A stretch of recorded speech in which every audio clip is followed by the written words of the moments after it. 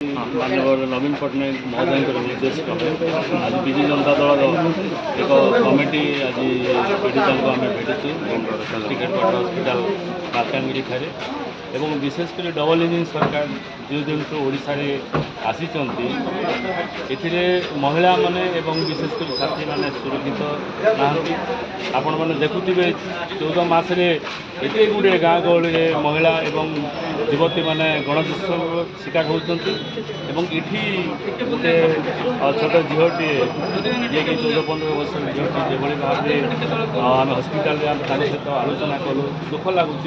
जे मोहन सरकार आसला ये कहीं घटना घटुचे महिला माने एवं विशेषकर छात्री मैंने कहीं असुरक्षित रोचे तेणु तार जवाब पाई राज्य सभापति नवीन पट्टनायक महोदय आमको जो टीम पठे आज देखला गोटे रिपोर्ट दिहब और आसंता काली कोरापुट डीआईजी ऑफिस आगे मत विजु जनता अविभक्त कोरापुट जिलार विजु जनता दल कर्मकर्ता से धारणा बसबू और कौन ये बारंबार ओडिशा भली एक शांतिप्रिय जो राज्य थिला अमेरिका कही सारा ओडिशा समेत 6टी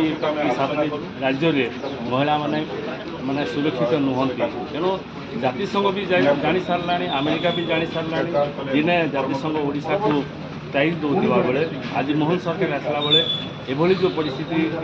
माने आज आम देखा पाऊँ निश्चित भाव दुर्भाग्यजनक घटना या